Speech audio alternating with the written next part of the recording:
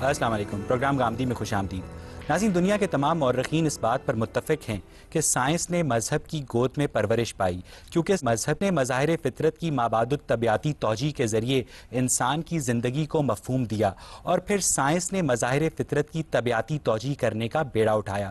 مگر کچھ عرصے بعد بعض مورخین کی رائے میں سائنسی انکشافات نے مذہبی عقائد سے متصادم ہونا شروع کر دیا، مگر دیگر مورخین کے نزدیک ہر نیا سائنسی انکشاف مذہبی عقائد کو مزید مستحکم کرتا چلا گیا۔ آج ہم اپنے شرکاء اور محترم جاوید احمد غامدی کی باہمی گفتگو کے ذریعے اس امر کا تعین کرنے کی کوشش کریں گے کہ کیا واقعی سائنسی انکشافات مذہبی نظریات سے متصادم ہیں، یا مذہبی نظریات سائنسی حقائق کی اشاراتی ترجمانی کرتے ہیں۔ غامدی صاحب، نئے دریافت ہونے والے سائنسی حقائق کو مذہبی صحائف سے کمپیٹیبل ثابت کرنے کی کوشش کو ماہرین عمرانیات علم الکلام سے تعبیر کرتے ہیں۔ ہندوؤں میں رادھا کرشنن، یہودیوں میں فلو بیوبر، عیسائیوں میں تھامس ایکوینس اور مسلمانوں میں غزالی اور رازی مشہور متکلمین گزرے ہیں۔ ان تمام لوگوں کی تحریریں سائنسی حقائق کو اپنے اپنے مذاہب سے کمپیٹیبل ثابت کرتی نظر آتی ہیں اپنے اپنے دور میں، مگر ہم سب سوال یہ ہے کہ اگر یہ تمام مذاہب سائنسی طور پر درست ہیں تو کس طرح ایک سے زیادہ مذاہب برحق ہو سکتے ہیں؟ مذہب اور سائنس کا دائرہ بالکل الگ الگ ہے، دونوں کا موضوع الگ ہے۔ مذہب کا موضوع یہ ہے کہ جو دنیا آنے والی ہے، موت کے بعد جو زندگی شروع ہونے والی ہے، اس پہ کیا ہوگا، اس کے نوامیس کیا ہیں، اس کے قوانین کیا ہیں، اس کی تیاری ہم نے یہاں کیسے کرنی ہے، اس کا ہمارے اخلاقی وجود پر کیا اثر پڑتا ہے، یہ مذہب کا موضوع ہے۔ سائنس کا موضوع طبیعیات کی یہ دنیا ہے جس میں ہم اس وقت رہ رہے ہیں، تو اس وجہ سے دونوں میں کسی تصادم کے تو پیش آنے کا کوئی امکان ہی نہیں ہے۔ در حقیقت مذہب کی تعبیرات کی جاتی رہی ہیں، مذہب کی بنیاد پر ایک علم کلام وجود میں آتا رہا ہے، مذہب کی بنیاد پر کلیسا نے کچھ نظریات قائم کیے، ان میں اور سائنسی تصورات میں تصادم ہوا، اس کو بدقسمتی سے مذہب اور سائنس کا تصادم سمجھ لیا گیا۔ دراحال کہ دونوں کا موضوع بالکل الگ ہے۔ آپ قرآن مجید کو پڑھیے تو آپ پر یہ بات بالکل واضح ہو جائے گی کہ وہ اصل میں انذار قیامت کی کتاب ہے۔ وہ خبردار کر رہی ہے کہ موت کے بعد ایک ایسا دن آنے والا ہے جس میں تم سب کو اپنے پروردگار کے حضور میں کھڑا ہونا ہے، اور وہاں تمہاری جواب دہی اس اصول پر ہونی ہے کہ تم نے اپنے علم کو کتنا پاکیزہ بنایا، تم نے اپنے اخلاق کو کتنا سائنس اور پاکیزہ مذہب بنایا۔ کا موضوع مختلف ہے تو پھر کیا اہل مذہب کو سائنسی معاملات میں مداخلت کرنی چاہیے؟ میرے نزدیک تو کبھی نہیں کرنی چاہیے۔ دیکھیے بات یہ ہے کہ یہ ایسے ہی ہے کہ ایک ڈاکٹر اگر طبی معاملات میں تحقیق کر رہا ہے اور اپنی تحقیق کے نتائج بیان کر رہا ہے، اور ایک انجینئر آپ کو یہ بتا رہا ہے کہ آپ تاج محل کی تعمیر کیسے کریں، تو ان دونوں کا موضوع بالکل الگ الگ ہے۔ ہاں، ایسا کبھی کبھی ہوتا ہے کہ سائنس کوئی ایسی بات کہہ دیتی ہے جو بظاہر مذہبی تصورات پر اثر انداز ہو رہی ہوتی ہے، تو وہاں کچھ کلامی مباحث وجود میں آ جاتے ہیں۔ بالکل اسی طریقے سے آپ قرآن کا مثلاً مطالعہ کریں تو قرآن مجید توحید پر دلائل دے رہا ہے، قیامت پر دلائل دے رہا ہے، آپ کو کائنات میں اللہ تعالیٰ کی آیات کی طرف متوجہ کر رہا ہے۔ اس میں بعض اوقات بعض ایسے بیانات سامنے آ جاتے ہیں جو اس کا اصل موضوع نہیں ہوتے، جن میں بعض سائنسی حقیقتیں بھی بیان ہو گئی ہیں، اور وقت نے یہ بات ثابت کر دی کہ جو بات قرآن مجید نے بیان کی تھی وہ بالکل برحق تھی، اور جیسے جیسے تحقیق آگے بڑھتی چلی گئی عین اس کے مطابق سامنے آتی چلی گئی۔ لیکن یہ نہ قرآن کا موضوع تھا، نہ قرآن مجید کوئی سائنس کی کتاب ہے، نہ وہ سائنسی حقائق کو بیان کرنے کے لیے نازل ہوئی ہے، وہ تو انسان کے دل کے دروازوں پر دستک دینے کے لیے نازل ہوئی ہے کہ اٹھو، بیدار ہو جاؤ، موت کے بعد ایک دوسری زندگی شروع ہونے والی ہے۔ بات یہ ہے کہ پیکٹول اور مولانا فتح محمد جلندری نے سورہ لقمان کی آخری آیت کا ترجمہ یہ کیا ہے کہ صرف خدا ہی جانتا ہے کہ حاملہ عورت کے پیٹ میں نر ہے یا مادہ۔ ہم سب اب جب سائنس اس قابل ہو گئی ہے کہ وہ الٹرا ساؤنڈ کے ذریعے اس امر کا تعین پہلے سے ہی کر لیتی ہے، تو کیا ہم اس آیت کا کوئی اور مفہوم یا ترجمہ اخذ کر سکتے ہیں؟ یہ ترجمہ کس نے کیا ہے؟ یہ ترجمہ تو کیا نہیں جا پیکٹول نے سکتا، اور مولانا فتح محمد جلندری کیا نہیں جا سکتا، اس لیے کہ اس میں ما فی الارحام کے الفاظ ہیں، اس میں مرد اور عورت کا سوال ہی نہیں ہے۔ کیا سائنس نے جاننے کا کوئی ذریعہ دریافت کر لیا ہے کہ ماں کے پیٹ میں سے ارسطو پیدا ہو رہا ہے یا افلاطون پیدا ہو رہا ہے، اقبال پیدا ہو رہا ہے یا فردوسی پیدا ہو رہا ہے، یہ بڑا ہو کر غالب بنے گا یا ہٹلر بن جائے گا؟ تو قرآن مجید نے وہاں کہاں ذکر کیا ہے مرد اور عورت کا، وہاں بریکٹ یا میں لڑکے لکھا اور ہے لڑکی نر کا؟ یا مادہ۔ یہ تو بریکٹ میں اگر انہوں نے خود یہ سمجھ کے کر دیا تو قرآن نے تو یہ بات نہیں کہی۔ قرآن مجید تو یہ کہہ رہا ہے کہ اللہ اس بات کو جانتا ہے کہ ماں کے پیٹ میں کیا ہستی پرورش پا رہی ہے۔ ظاہر ہے کہ اس کا علم ہر چیز کا احاطہ کیے ہوئے ہے، تو آپ انسانی شخصیت کے بارے میں کیا، یہ مرد اور عورت کا جاننا، مراد یہ ہے کہ خدا یہ نہیں جانتا کہ اس کے اندر نر ہے یا مادہ، بلکہ یہ جانتا ہے کہ یہ بڑا ہو کے اچھا ہوگا یا برا۔ وہ بھی جانتا ہے، پوری شخصیت سے واقف ہے. یہ نر اور مادہ یہ تو پرانے زمانے کے عرب بدو یعنی جان اس لیتے آیت تھے. میں جنسی تعین نہیں کیا جا رہا بلکہ اخلاقی تعین کیا جا رہا ہے. پوری شخصیت کے بارے پوری میں شخصیت کا تعین کیا جا رہا ہے. انسان کی شخصیت کیا محض اخلاقی ہے, کیا محض عقلی ہے؟ میں کیا ہم ہوں, سب میرا وجود کیا ہے, میں کیا کروں گا؟ ایک بڑا خوفناک سوال یہ پیدا ہوتا ہے کہ اگر خدا کو پہلے سے ہی پتا ہے کہ ماں کے پیٹ میں جو ہستی ہے وہ نیک ہے یا بد, جیسا کہ آپ نے فرمایا کہ وہ اخلاقی طور پر تعین کیا جا رہا ہے. الفاظ ہی نے استعمال کیا, میں نے کہا وہ ارسطو ہے, وہ افلاطون ہے, وہ اقبال ہے, وہ غالب ہے, اس کی صلاحیتیں کیا ہیں, اس کی شخصیت کیا ہے, وہ سائنسدان بنے گا, شاعر بنے گا, ادیب بنے گا. یہ سب کچھ پری خدا کا ڈیٹرمنٹ علم تو پہلے سے ہونا چاہیے. خدا نے صلاحیتیں دی ہیں. سوال یہ ہے میں کہاں پیدا ہوں گا, میرے والدین کیا ہوں گے, میرا وطن کیا ہوگا, مجھے کیا صلاحیتیں ملے گی, میں ان کو نشو و نما دے کہ کیا بنوں گا. یہ اگر خدا کو معلوم نہ ہو اور اس کی کائنات میں بغاوت ہو جائے اور اس کے بعد اطلاع دی جائے, اس کے دروازے پر دستک دے کر کے بیدار ہو جائیے یہ انسان کر بیٹھا. اللہ تعالیٰ کا علم ہر چیز کا احاطہ کیے ہوئے ہے, اس کا بیان ہے. اس میں نر اور مادہ کہاں زیر بحث آ گئے؟ میں تو یہ عرض کر رہا ہوں کہ نر اور مادہ کے بارے میں تو بدو جان لیتے تھے, پرانے زمانے کی دایا جان لیتی تھی. پیٹ پر ہاتھ پھیر کے بتا دیتی تھی. جالندھری کے ترجمے سے اختلاف کر رہے ہیں.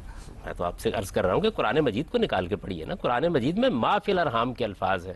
ماؤں کے پیٹ میں کیا پرورش پا رہا ہے اس کو خدا جانتا ہے, یقیناً خدا ہی جانتا ہے. ابھی تک تو کوئی ایسا ذریعہ دریافت نہیں ہو سکا اور میرے نزدیک اس کا کوئی امکان بھی نہیں ہے. یعنی یہ کیا چیز ہے؟ بچوں کی بات ہے کہ یہ جان لیا کہ لڑکی ہے یہ لڑکا ہے. میں عرض کر رہا ہوں کہ یہ تو پرانے زمانے کی دایا جان لیتی تھی. اس میں کیا کمال کیا آپ نے؟ جو بات قرآن مجید نے کہی ہے بڑی غیر معمولی بات ہے کہ تم کیا جانتے ہو اس بات کو کہ پروردگار کس درجے میں جانتا ہے کہ ماں کے پیٹ میں جو آج بچہ پیدا ہو رہا ہے یہ کل کیا بننے والا ہے, اس کی شخصیت کیا سامنے آئے گی, یہ دنیا میں کیا کارنامے کرے گا, اس سے خیر پھیلے گا, اس سے شر پھیلے گا. کو منطق کی کسوٹی پہ پرکھنا ممکن ہے؟ دیکھیے بات یہ ہے کہ منطق کیا چیز ہے. مذہب جو بات کرے گا وہ علم و عقل کے آخری میزان پر پوری اترتی ہے. منطق تو اصل میں علمی اور عقلی گفتگو کا ایک ذریعہ ہے جس کو آپ منطق کہتے ہیں. منطق کیا ہے؟ منطق کا مطلب یہ ہوتا ہے کہ ایک پریمیسز آپ کو دے دیا گیا ہے, آپ اس سے کچھ چیزوں کو انفر کر رہے ہیں. تو یہ پرانے زمانے میں آپ جانتے ہیں کہ ارسطو کی منطق کا رواج تھا جس کو منطق استخراجیہ کہتے ہیں, ڈیڈکٹیو لاجک. وہ اب دنیا میں ختم ہو گئی. اب تو آپ استقراء کے دور میں جی رہے ہیں. اس میں بھی بے شمار ترقی ہوتی رہتی ہے اور انسانی عقل صرف منطقی طریقے سے کام نہیں کرتی. انسانی عقل کے کام کرنے کے بے شمار دوسرے پہلو ہیں. وہ براہ راست بعض چیزوں کو محسوس کرتی ہے. بات یہ ہے کہ سائنس اپنے استدلال کی بنیاد منطق اور عقل پہ رکھتی ہے, جبکہ آپ بھی دعویٰ کر رہے ہیں کہ مذہب کے اندر ایسی کوئی چیز نہیں ہے جو منطق اور عقل کے معیارات کے خلاف ہو. تو آپ کو نشاندہی کرنی چاہیے, آپ کو بتانا چاہیے. قرآن مجید میں موجود معجزات کو کس عقل اور کس منطق کی کسوٹی پہ پرکھا جائے گا؟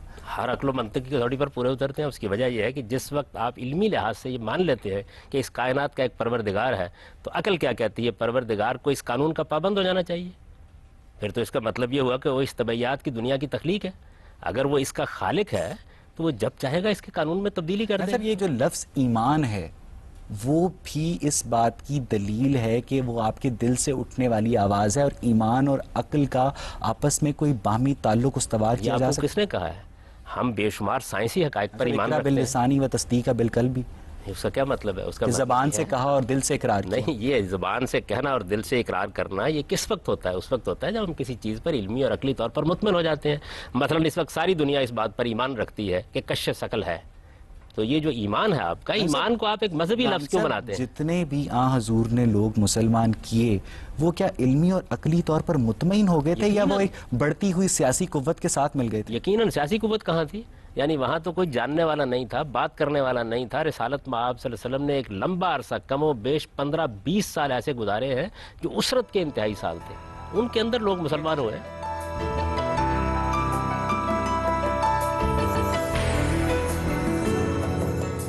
ترجمان صاحب بات یہ ہے کہ کلوننگ کے ذریعے ہم بے تحاشا موروثی بیماریوں کا خطرہ کم کرنے کے قابل ہو گئے ہیں, مگر صاحب جو مذہبی علماء کی اکثریت ہے وہ کلوننگ کی اس بنیاد پر مخالفت کرتی ہے کہ خدا ہی نئی جان کی تخلیق پر قادر ہے, اور وہ اس کی سپورٹ میں سورہ روم کی 27ویں آیت کا بھی استعمال کرتے ہیں. تو ہم صاحب آپ کلوننگ کو شرعی نقطہ نظر سے کس طرح دیکھتے ہیں؟ میرے نظر تو ایک سائنسی مسئلہ ہے, اس کا سائنسی لحاظ سے جائزہ لینا چاہیے. البتہ اگر آپ انسان کی کلوننگ کریں گے تو اس سے کچھ اخلاقی سوالات پیدا ہوتے ہیں. کسی چیز کا ہونا ایک چیز ہے, ہو جانا ایک چیز ہے, ممکن العمل ہونا ایک چیز ہے, اور اس سے اخلاقی سوالات جو پیدا ہوتے ہیں ان کا سامنا انسان کو کرنا پڑتا ہے.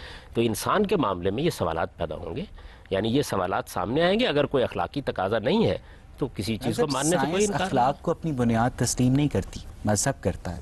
تو پھر سائنس کا اخلاقی جواز کچھ بات سمجھ نہیں آئی. بھائی بات یہ ہے کہ سائنس ایٹم بم بنائے گی، بنانے کا حق ہے اس کو، لیکن میں نہیں بنانے دوں گا. اس لیے نہیں بنانے دوں گا کہ آپ یہ کام کر کے انسانیت کی تباہی کا سامان کر رہے ہیں. تو اخلاق کا کام یہ ہے کہ وہ آپ کی قوتوں اور صلاحیتوں کو کنٹرول کرے. اگر آپ کے اندر وہ صلاحیت ہی نہیں ہے تو اخلاق نے کنٹرول کیا کرنا ہے؟ انسان جھوٹ بول سکتا ہے، اس لیے اسے بتایا جاتا ہے کہ سچ بولو. تو سائنس اگر کوئی کام کرے گی اور ایسا کام کرے گی جو انسانیت کے لیے تباہی کا باعث بن جائے گا. اس وقت دیکھیے نا پوری دنیا گلوبل وارمنگ کے خطرے سے دوچار ہے. یہ سائنس کا عطیہ ہے نا جو دیا ہے اس نے ہمیں، جہاں بے شمار چیزیں دی ہیں جن پر ہم سرف گندہ ہیں، اسی طرح یہ بھی دیا ہے. ہم نے سورہ لقمان کی آخری آیت میں جب پکٹھول اور مولانا فتح محمد جالندری کے ترجمے کا حوالہ دیا تو آپ نے اس سے اختلاف کیا.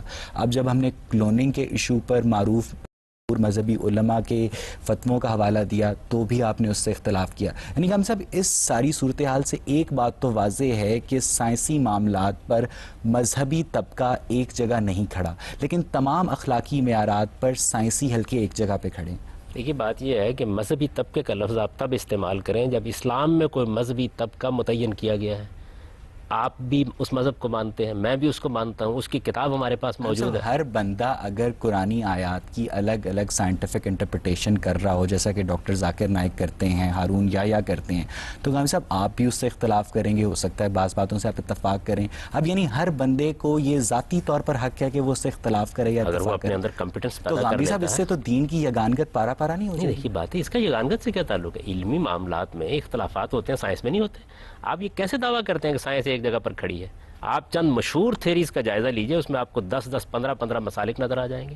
ان کے اوپر کبھی سائنس کے جو رسالے ہیں ان کو پڑھیے، آپ کو معلوم ہوگا کیا اختلافات ہیں. آج تک تو بعض دعائیں ہیں جن پر اتفاق نہیں ہو سکا. معاملات پر رائے زنی کرنا تو دور، جو مسلمان علماء ہیں ابھی آپ نے فرمایا جیسا کہ اس بحث سے آئے، وہ ایک ترجمے پر متفق نہیں ہو سکے، وہ ایک تفسیر پر متفق نہیں ہو سکے، وہ متفق علیہ احادیث مرتب نہیں کر سکے. تو اس ساری صورتحال میں ہم کس طرح مذہبی طبقے کو یہ اجازت دیں گے کہ وہ سائنس کے متعلق اظہار خیال کریں؟ آپ انسانوں کو روبوٹ بنانا کیوں چاہتے ہیں؟ اختلاف کرنے دیجئے. اختلاف علم کی ترقی کا ذریعہ بنتا ہے. بھائی کائنات کا مطالعہ کریں گے اختلاف ہوگا، قرآن کا مطالعہ کریں گے اختلاف ہوگا. تو اختلاف کی وجہ کیا ہوتی ہے وہ جاننا چاہیے. اختلاف کی دو وجہ ہوتی ہیں، یا علم میں کوئی کمی ہوتی ہے یا تدبر اور غور و خوض میں کمی ہوتی ہے. اس کو دوسرے لوگ دور کرتے رہتے ہیں. سائنس کی تاریخ کیا ہمیشہ سے ایسی ہے؟ ارسطو کے زمانے میں سائنس کیا کہہ رہی تھی، نیوٹن کے زمانے میں کیا کہہ رہی تھی، آئنسٹائن کے زمانے میں کیا کہہ رہی تھی. سائنس کے نزدیک یہ بات قابل فخر ہے کہ وہ ہمیشہ چینج ہوتی رہتی ہے، جبکہ مذہب کہتا ہے کہ اس کی تعلیمات ہمیشہ کے لیے الہامی اور سٹیٹک ہیں. یہی بات یہ ہے کہ یہ آپ نے مذہب کے بارے میں بات کی ہے یا مذہبی علماء کے بارے میں بات کی ہے؟ مذہب کے بارے میں. تو مذہب تو قرآن مجید میں موجود ہے. اس کے بعد تو کوئی نئی کتاب نہیں آنے والی، کوئی نئی کتاب نہیں آئے گی، لیکن سمجھنے والے تو انسان ہوں گے نا. تو انسانوں کی انٹرپریٹیشن میں تبدیلی آتی رہے گی. سب یہاں سے ہم گفتگو کو آڈینس کی طرف لے کے چلیں گے. جی میم آپ پوچھیں. غامدی صاحب ابھی بات ہو رہی تھی خدا کے وجود کی. جو مذہب ہمیں نالج دے رہا ہے، جو مذہب ہمیں بتا رہا ہے، وہ یہ بتاتا ہے کہ اس یونیورس کو، اس کائنات کو خدا نے بنایا. ہر ایک چیز چھوٹے سے بڑی اس نے وجود میں لے کر آیا، اس کو پیدا کیا، وقت کو بھی بنایا. جبکہ سائنس ہمیں دوسری طرف یہ بتاتا ہے کہ وقت کا ہونا، جو کاز اینڈ افیکٹ کا جو فیکٹر ہے، وہی اس کی وجہ سے ہر چیز وجود میں آتی ہے. اگر خدا نے خود نے وقت بنایا اور وقت کی وجہ سے کاز اینڈ افیکٹ کا فیکٹر جو ہے وہ مطلب پازیٹیو ہے، تو خدا وقت سے پہلے ایگزسٹ کیسے کر سکتا ہے؟ یہ جو آپ نے تعبیر اختیار فرمائی خدا نے وقت کو بنایا، یہ کیا چیز ہے؟ یعنی خدا نے کائنات بنائی، کائنات کے اندر اس نے بے شمار عوامل رکھے، ان کے باہمی تعامل سے ریلیٹیولی وقت پیدا ہو رہا ہے. زمان اور مکان کی حقیقت کیا ہے اس کو تو آج تک ہم متعین ہی نہیں کر سکے. نہ مکان کی حقیقت متعین کر سکے ہیں، نہ زمان کی. ٹائم اور سپیس دونوں کے بارے میں بے شمار بحثیں ہوتی رہتی ہیں. اس پوری کائنات کا خالق خدا ہے. خدا نے کائنات کو جس طرح بنایا ہے اس کے نتیجے میں وقت پیدا ہو گیا ہے، اور وہ ریلیٹیو ہے، ہم بھی جانتے ہیں. یعنی جس طریقے سے وقت کو آپ یہاں دیکھتے ہیں اس طرح مریخ پر نہیں ہے، اس طرح چاند پر نہیں ہے، اس طرح دوسرے سیاروں اور ستاروں پر نہیں ہے. قرآن نے بلکہ یہ بات کہی، اس نے پہلی مرتبہ انسان کو یہ بتایا کہ تم 24 گھنٹوں میں وقت کو محدود کر رہے ہو. خدا کے ہاں تو بعض دن 50,000 سال کے برابر بھی ہوتے ہیں. لیکن سر وقت ہے تو ہر چیز ایگزسٹ کر رہی ہے نا. دیکھیے بھائی وقت میں چیزیں ظہور پذیر ہوتی ہیں، وقت خالق نہیں ہے چیزوں کا. وقت وہ پیمانہ ہے جس کے زاویے سے ہم چیزوں کو دیکھتے ہیں. یعنی حرکت اس کے نتیجے میں ایک محسوس حقیقت بنتی ہے. تو وقت کا یہاں تک تعلق ہے، وہ خالق نہیں ہے چیزوں کا. لیکن وقت کی خود ایک ایگزسٹنس ہے. اگر خدا تو یہاں بہت سی چیزوں کی تو ہر چیز ایگزسٹ اسی لیے کریں کیونکہ سائنس یہ ہمیں پروو کر رہا ہے کہ کاز اینڈ افیکٹ کا فیکٹر وداؤٹ ٹائم پاسبل نہیں ہے. تو اگر خدا آپ یہ کہنا چاہ رہے ہیں کہ خدا وقت سے پہلے ایگزسٹ کر رہا تھا, جبکہ سائنس ہمیں آج یہ پروو کر رہی ہے کہ کوئی چیز ایگزسٹ نہیں کر سکتی. خدا کے بارے میں وقت کا لفظ بولنا ٹھیک نہیں ہے. یہ وقت کا لفظ ہم کائنات کے بارے میں بولتے ہیں. یہ سارے تصورات کائنات میں پیدا ہوتے ہیں. خدا زمان و مکان سے بالاتر ہونا چاہیے, عقل یہی کہتی ہے. اسی کو قرآن نے بیان کیا, هو الظاہر هو الباطن هو الاول هو الآخر. وہ نہ زمان کے اندر پابند ہے نہ مکان کے اندر پابند ہے.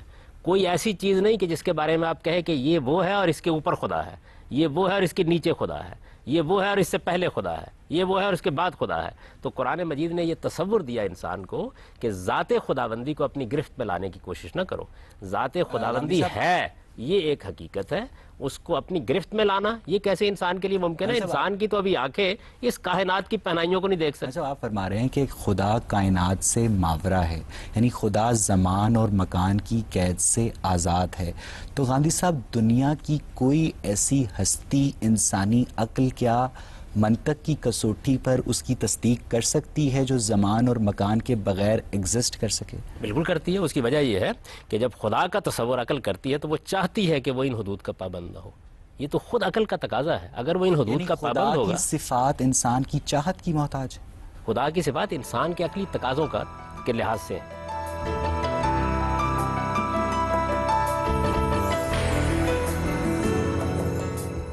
غامدی صاحب, کائنات کیسے وجود میں آئی؟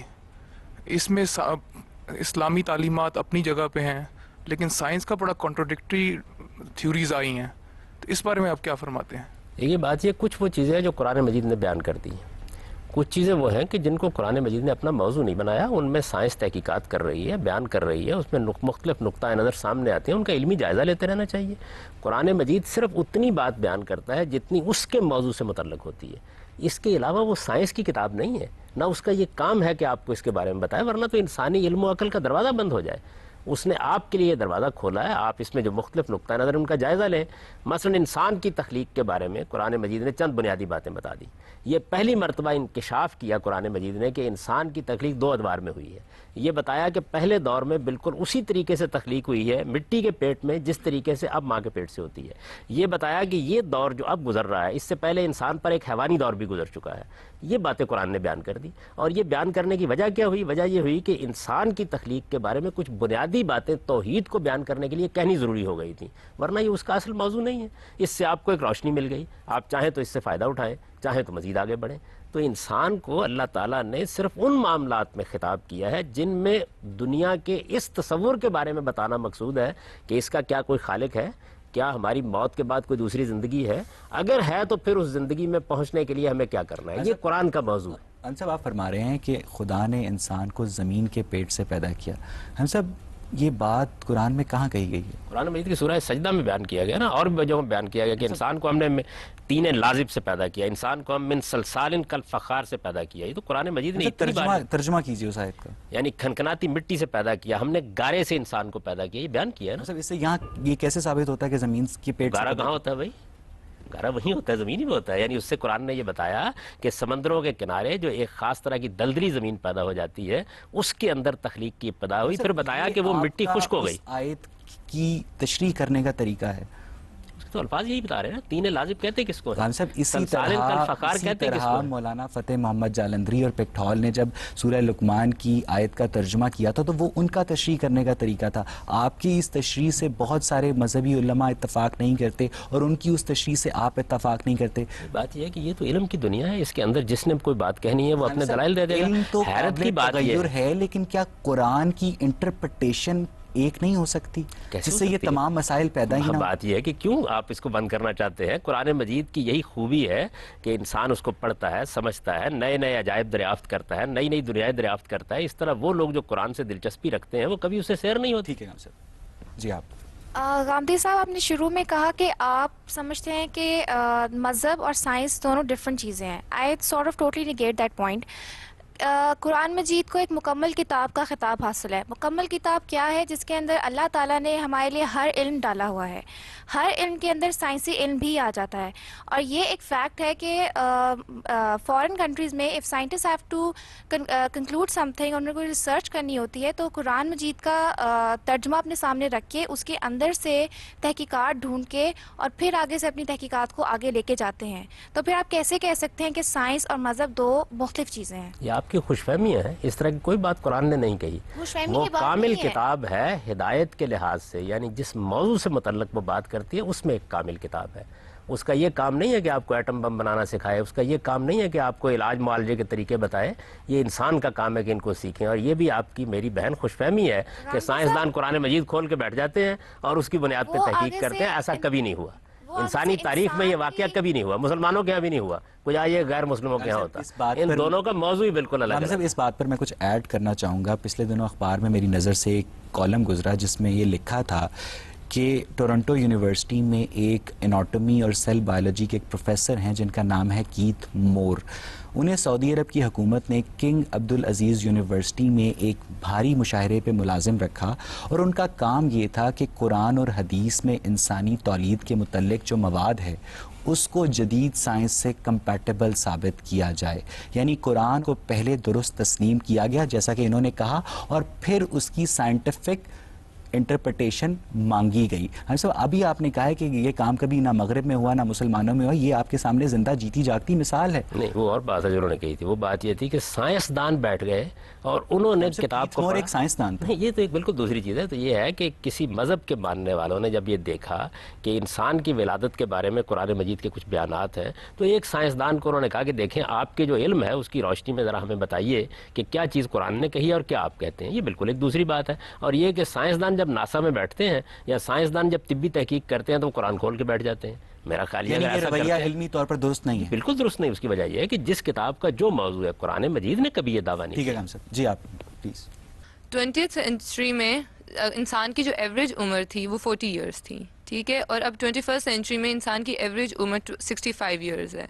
ویئرز قرآن میں مینشن کیا گیا کہ حضرت نوح کی عمر 900 ایئرس تھی، جس کی ڈاکٹر مہدی حسن نے یہ کہا ہے کہ وہ 900 قمری سال تھے، کیونکہ تب جو ہے شمسی کیلنڈر کا رواج ہی نہیں تھا، ٹھیک ہے. اور اگر دیکھا جائے تو سال میں 12 چاند ہوتے ہیں، 900 پہ اس کو تقسیم کیا جائے تو 75 آتے ہیں، جو کہ کافی ریئلسٹک ایج پتہ چلتی ہے. تو آپ اس بارے میں کیا کہتے ہیں؟ یہ بات یہ ہے کہ قرآن مجید نے سال کہا ہے اور قرآن مجید کو جو آدمی پڑھتا ہے وہ جانتا ہے سال کا مطلب کیا ہوتا ہے. اس وجہ سے یقیناً وہ 950 سال ہی ہیں. ایسے ہی جیسے آپ بولتے ہیں. اور قمری سال جو ہے وہ صرف 10 دن چھوٹا ہوتا ہے شمسی سال سے. ہم روز قمری سال کا تجربہ کرتے ہیں. قرآن مجید بالکل واضح زبان میں نازل ہوا ہے، اس میں اس طرح کوئی ابہام نہیں ہوتا.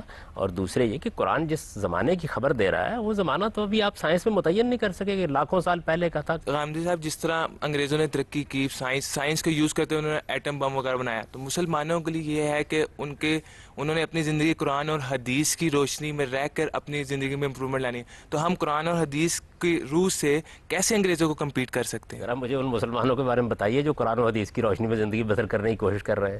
یہ جھوٹ، یہ بددیانتی، یہ ملاوٹ، یہ دوسروں کے مال لوٹنا، یہ سب قرآن و حدیث کی روشنی میں ہو رہا ہے. مسلمان اگر قرآن و حدیث کی روشنی میں زندگی بسر کرتے تو دنیا کے اندر اسی پستی میں گرے ہوئے ہوتے. نہ انہوں نے قرآن و حدیث کی روشنی میں زندگی بسر کی ہے، نہ طبعی علوم کے ساتھ وابستگی برقرار رکھی ہے. دونوں کے نتائج بھگت رہے ہیں. لیکن قائم صاحب، ہم کہاں ہے کہ مسلمان قرآن و حدیث کے مطابق زندگی بسر کر رہے ہیں؟ ہم پھر کمپیٹ کیسے کر سکتے ہیں انگریزوں کو اگر ہم اپنے آپ کو اسلام پہ بھی رکھیں اور ساتھ ہم کمپیٹ کرنا چاہیں ان کو؟ اسلام کہاں آپ کے راستے میں رکاوٹ بن گیا ہے؟ اسلام کا موضوع بالکل الگ ہے. دنیا کے اندر آپ کو جو ترقی کرنی ہے اس کے لیے آپ کو طبعی علوم حاصل کرنے چاہیے، ان میں تحقیق کرنی چاہیے، اس کے نتائج نکالنے چاہیے. آپ کو دنیا میں جو سوشل سائنسز کی ترقی ہوئی ہے اس سے فائدہ اٹھانا چاہیے. مذہب آپ کو یہ بتاتا ہے کہ آپ کے اخلاقی وجود کو کیسے پیوریفائی کیا جائے، اور آپ قیامت میں جب اٹھیں تو وہاں آپ کو کن چیزوں کے لیے جواب دہ ہونا ہے. پہلے مذہب کا موضوع متعین کر لیجئے. آپ ڈاکٹر کے پاس مکان کا نقشہ بنوانے کے لیے جا رہے ہیں.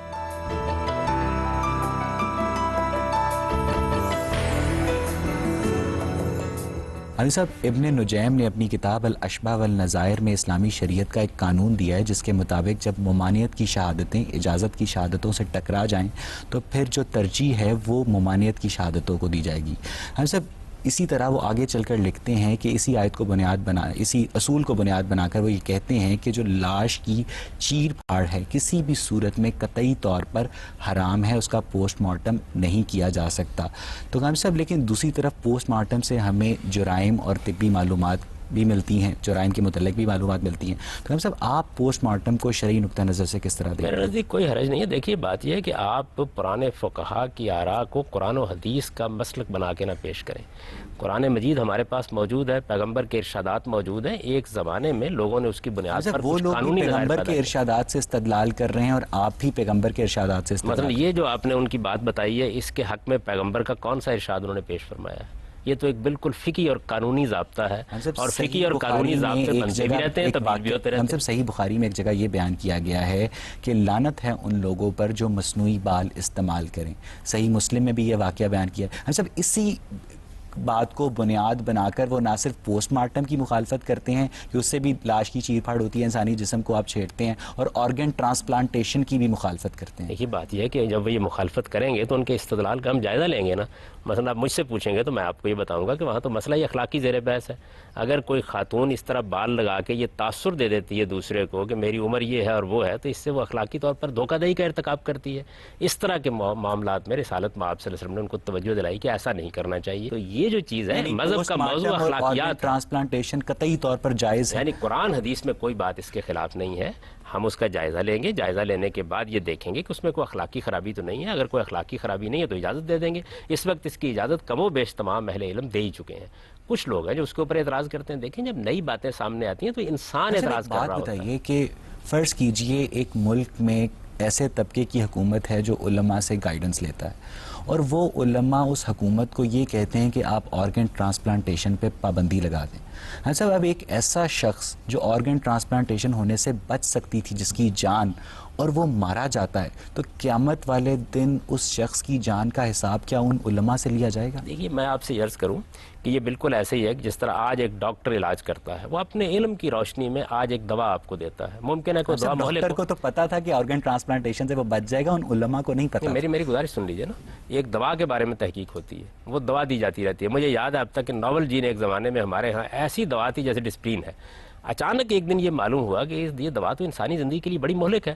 اب مجھے بتائیے کہ جن انسانوں کو اس سے نقصان پہنچا تمام ڈاکٹر قیامت کے دن کھڑے کر لیے جائیں گے؟ انسان اپنے موجود علم کی بنیاد پر فیصلے کرتا ہے۔ اگر اس نے بدنیتی سے، پھر اس کا مطلب ہے علماء کو اجازت نہیں دینی چاہیے کہ وہ سائنسی معاملات پر رائے زنی میں تو کبھی نہیں دیتا، آپ دیتے ہیں اور اس کے بعد مجھ سے پوچھتے ہیں۔ میں تو نہیں دیتا، میں یہ کہتا ہوں ہر آدمی کو اپنے علم کے دائرے میں رہنا چاہیے۔ مذہبیات کے علم کا ایک دائرہ ہے، وہ دائرہ کیا ہے؟ لوگوں کو یہ بتایا جائے کہ ان کے پروردگار نے ان سے اس دنیا کی زندگی میں کیا تقاضے کیے ہیں جن کو اگر وہ پورا کریں گے تو قیامت میں سرخرو ہوں گے۔ غمدی صاحب، اسلام اور دیگر مذاہب میں روح کا تصور پایا جاتا ہے۔ نہ صرف یہ انسان کے جو مختلف افعال ہیں وہ بھی اس سے منسلک ہیں۔ چاہے جائے کہ جو سائنس ہے وہ اس چیز کو اس طرح سے تسلیم نہیں کرتی، تو آپ اس نقطہ نظر پہ تھوڑی روشنی ڈالیں۔ یہ سائنس کا موضوع نہیں ہے۔ سائنس کا کام یہ ہے کہ جو کچھ ہماری شخصیت میں ظہور پذیر ہو رہا ہے اس کا جائزہ لے۔ آپ کوئی سائنس کی اعلیٰ کتاب اٹھائیں، وہ سب سے پہلے آپ کو یہ کہے گی کہ سائنس ان چیزوں سے متعلق ہے جو اس کی حواس کی گرفت میں آتی ہیں، جن پر تجربہ کیا جا سکتا ہے۔ تو سائنس کا بھی ایک دائرہ ہے۔ آج راہ کرم نہ مذہب کے دائرے کو اس جگہ پہنچائیے، نہ سائنس کے دائرے کو وہاں سے آگے بڑھائیے۔ ما بعد طبیعیات سائنس کے دائرے سے باہر کی چیز ہے۔ سائنس کی ترقی اس وقت شروع ہوئی جب یہ اعتراف کیا گیا کہ ہم اب وائے سے متعلق نہیں ہوں گے۔ سائنس کی اعلیٰ کتابیں یہاں سے شروع ہوتی ہیں، ہم اب ہاؤ سے متعلق ہوں گے، اور اس کے نتیجے میں یہ سب کچھ سامنے آیا۔ یہ بات کہ انسانی شخصیت کیا ہے، کہاں سے آتی ہے، اس شخصیت کی حقیقت کیا ہے، یہ سائنس کا موضوع نہیں ہے۔ سائنس کا موضوع یہ ہے کہ جسم میں یہ انسانی شخصیت کس طرح کام کرتی ہے۔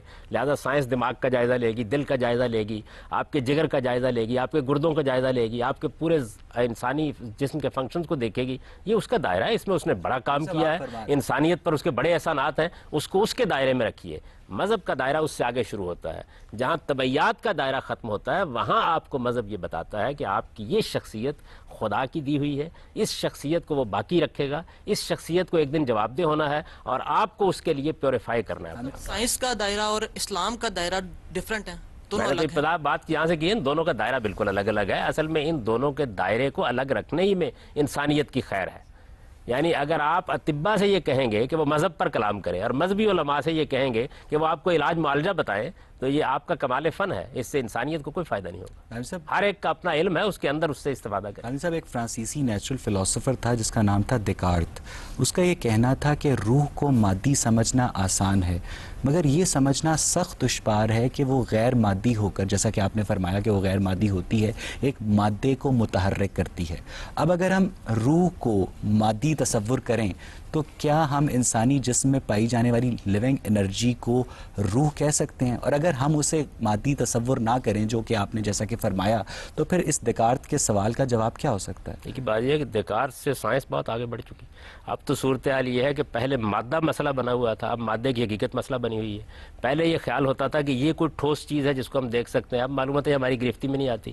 اب مادے میں لوگ لہریں دریافت کر رہے ہیں اور نور کے اندر ذرات دریافت کر رہے ہیں، تو دنیا اس سے بہت آگے بڑھ گئی۔ سوال یہ نہیں تھا، سوال یہ تھا کہ روح غیر مادی ہو کر مادے کو کس طرح متحرک کرتی ہے۔ میں یہ کہتا ہوں کہ یہ سب سے زیادہ سائنٹیفک بات ہے، یعنی ظاہر بات ہے کہ مادے کے اندر تحریک کے عوامل تو مجھے ملتے ہی نہیں ہیں۔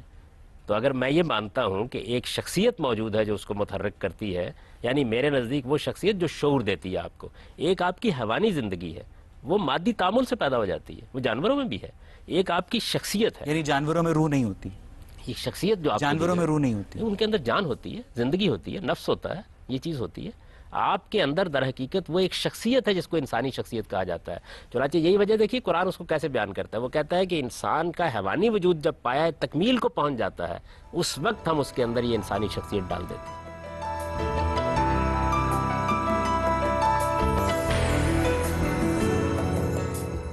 حامدی صاحب، آرگن ٹرانسپلانٹ کی بات ہو رہی تھی اور اس پہ بہت سا کام اجتہاد کے تھرو اسلامک اسکالرز بھی کر رہے ہیں، اور اس چیز پہ کافی حد تک وہ متفق ہو گئے کہ کسی کی جان بچانے کے لیے اگر آرگن ٹرانسپلانٹیشن ہے تو وہ حلال ہے۔ تو کچھ ایسے آرگنز ہوتے ہیں جو جان کا خطرہ جن سے نہیں ہوتا لیکن ان کی ضرورت بہت زیادہ رہتی ہے، جیسے آنکھوں کا ایک ایلیمنٹ ہے کہ وہ اگر آپ کسی کو دے دو تو اس کی زندگی کا بہت حد تک رخ بدل سکتا ہے۔ ان آرگنز کے بارے میں آئی وانٹڈ ٹو نو کہ آپ کا کیا پوائنٹ آف ویو ہے کہ وہ ٹرانسپلانٹیشن کے لیے اگر آپ کا point of view, I wanted to know that.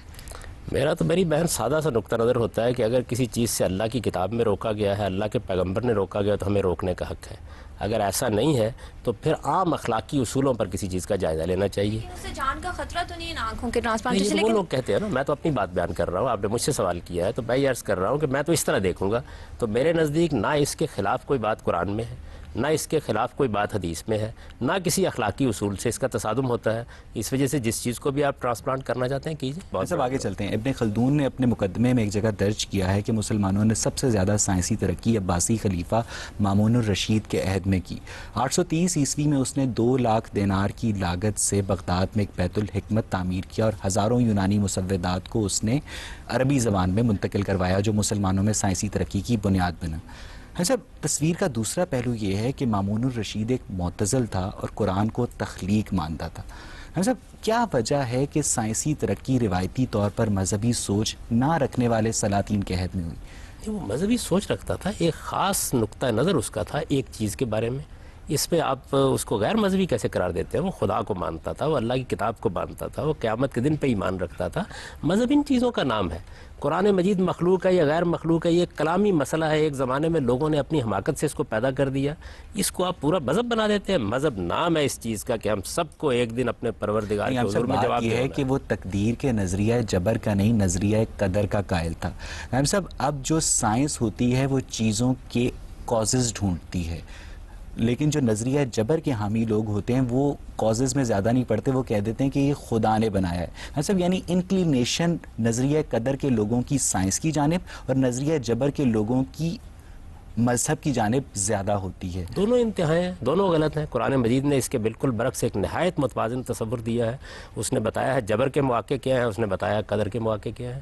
تو یہ 2 انتہائیں ہیں۔ انسان کا سب سے بڑا مسئلہ یہ ہے ایسی سائنسی ترقی کسی نظریہ جبر کے حامی بادشاہ کے دور میں کیوں نہیں ہو سکی؟ میں تو نظریہ جبر کا حامی نہیں ہوں، نہ میں قرآن کو نظریہ جبر کا حامی سمجھتا ہوں۔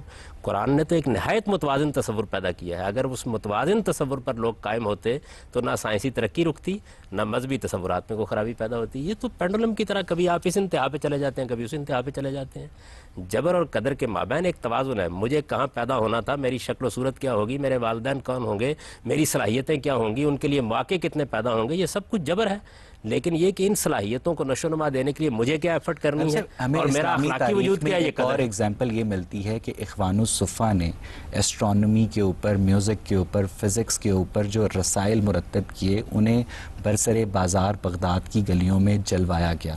ہم سب یہ 11ویں یا 12ویں صدی کا واقعہ اور اس کے بعد سے ہی مسلمانوں کا سائنس کی دنیا میں ڈاؤن فال شروع ہو گیا۔ ہم سب کیسے دیکھتے ہیں آپ اس بات؟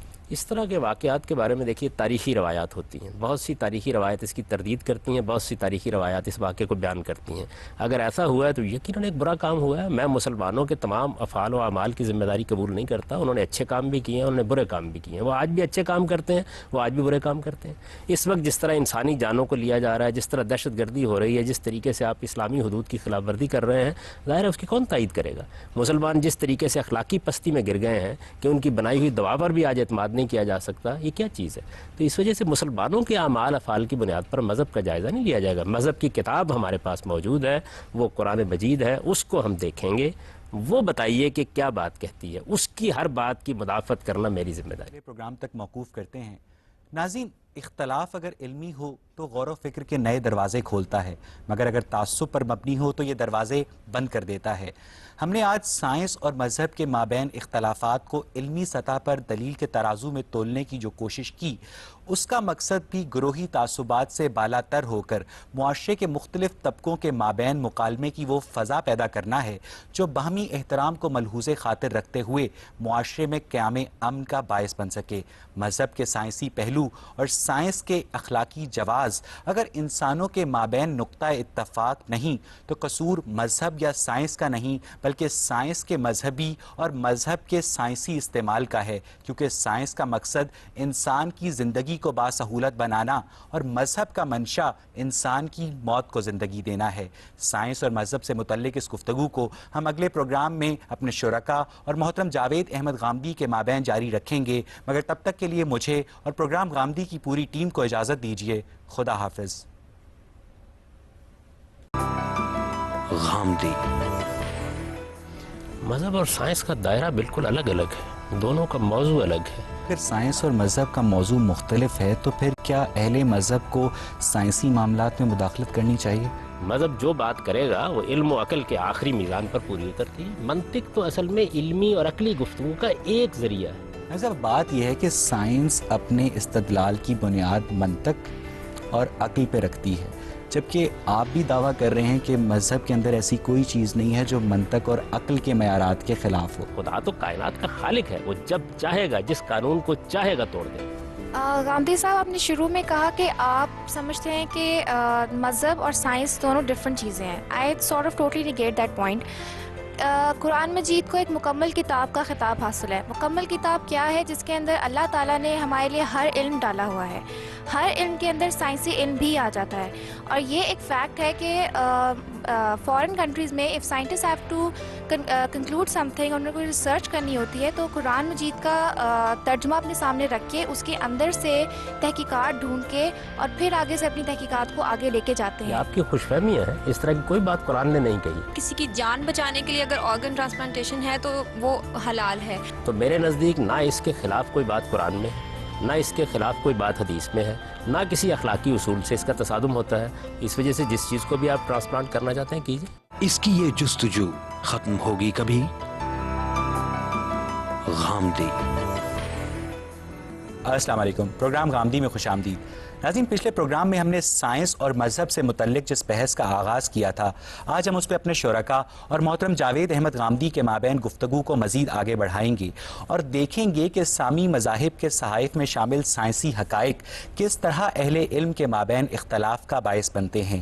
اگر انسانی دانش آسمانی دانش ہی کا پرتو ہے تو کیوں آسمانی دانش کا الہامی صحائف میں ظہور انسانوں کو یکساں طور پر فیض یاب نہیں کرتا؟ اور اگر اس کی وجہ انسانی عقل کی محدودیت ہے تو کیا محدود انسانی عقل پہ مبنی سائنس کا لامحدود الوہی عقل کے اظہار مذہب سے موازنہ کرنا منطقی طور پر درست ہے بھی یا نہیں؟ اور اگر ہے تو کیوں مذہب کی گود میں پرورش پانے والی سائنس آج مذہبی تعلیمات کو منطق کی کسوٹی پہ پرکھنے کا مطالبہ کرتی ہے؟ یہی بحث ہمارے آج کے اس پروگرام کا موضوع گفتگو ہے۔ غامدی صاحب، سورہ کہف میں جہاں ذوالقرنین کا ذکر آتا ہے اس کی آیت نمبر 86 کے مطابق ذوالقرنین سفر کے دوران ایک ایسی جگہ پر جا پہنچے جو سورج غروب ہونے کی جگہ تھی. پھر آیت نمبر 90 کے مطابق ذوالقرنین ایک اور سفر کے دوران ایک ایسی جگہ پر جا پہنچے جو سورج طلوع ہونے کی جگہ تھی. ہم صاحب بات یہ ہے کہ سورج غروب یا طلوع ہونے کی جگہ تک جا پہنچنا صرف اسی صورت میں ممکن ہے اگر زمین کو ہم فلیٹ تصور کر لیں، جیسا کہ اس زمانے کے لوگ کرتے تھے.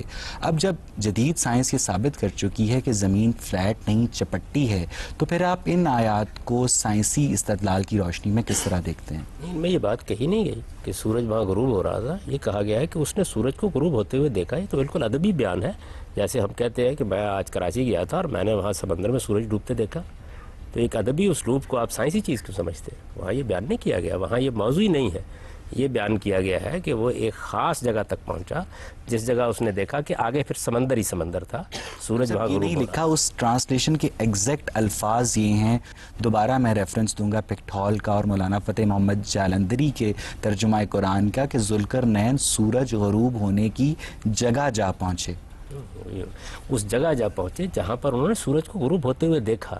ظاہر ہے کہ سورج کو غروب ہوتے ہوئے ہم بھی دیکھتے ہیں، ہم بھی مغرب کہتے ہیں، ہم بھی مشرق کہتے دنیا ہیں. کی ہر جگہ سے سورج کو غروب ہوتے دیکھا جا اس سکتا کے ہے. باوجود مغرب بولتے ہیں، اس کے باوجود مشرق بولتے ہیں. یہ عام بول چال کی زبان ہے، یہ آپ بھی استعمال کرتے ہیں. روز آپ کہتے ہیں میں مغرب کے وقت آؤں گا. مغرب کا مطلب کیا ہے؟ سورج کے غروب ہونے کا وقت. غروب بولتے ہیں. آپ روزانہ اخبار میں پڑھتے ہیں طلوع آفتاب کا وقت یہ ہے، غروب آفتاب کا وقت یہ ہے. تو سائنس کی زبان نہیں بولی جا رہی ہوتی، ادب کی زبان بولی جا رہی ہوتی ہے. یعنی انسان جیسے چیزوں کو دیکھتا ہے اس کے لحاظ سے آپ بات کر رہے ہوتے ہیں.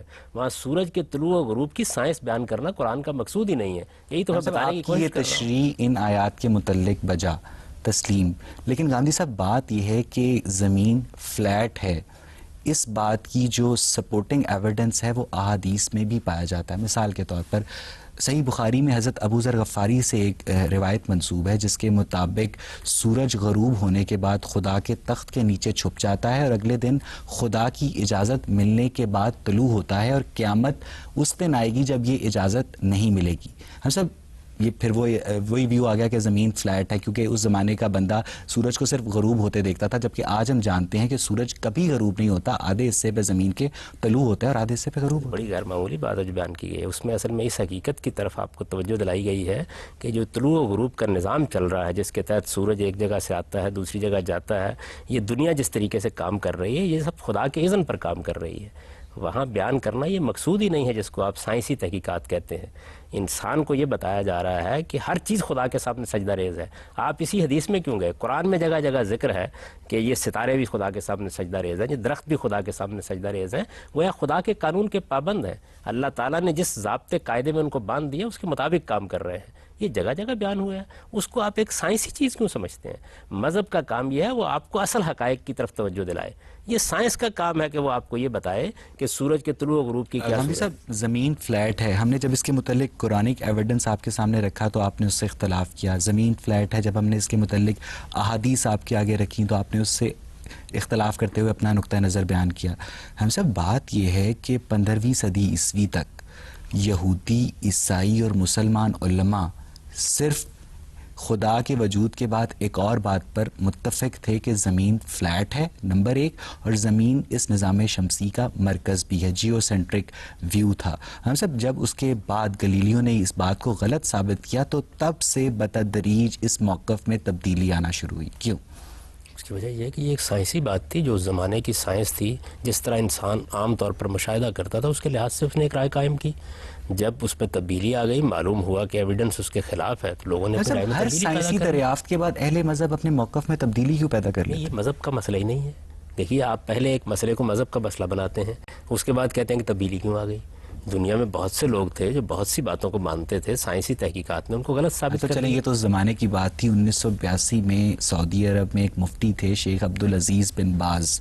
انہوں نے فتویٰ دیا کہ زمین فلیٹ ہے اس آیت کو بنیاد بناتے ہوئے کیف الارضی سوتیحت، اور جو اس بات کی مخالفت کرے وہ کفر میں شامل ہو جائے گا. یہ بات ہے، اگر اس طرح وہ فتویٰ انہوں نے دیا ہے تو ان کے حق میں دعائے خیر کی جا سکتی ہے. قرآن مجید کی اس آیت میں یہ موضوع ہی نہیں ہے.